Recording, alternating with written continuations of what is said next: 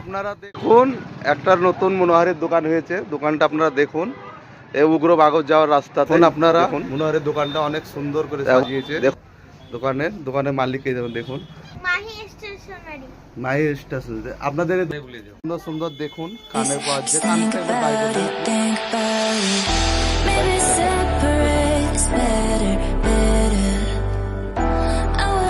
দাম আছে।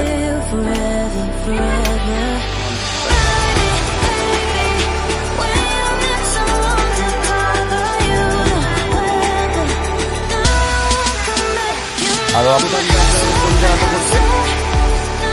জীবন ব্র্যান্ডেড মাল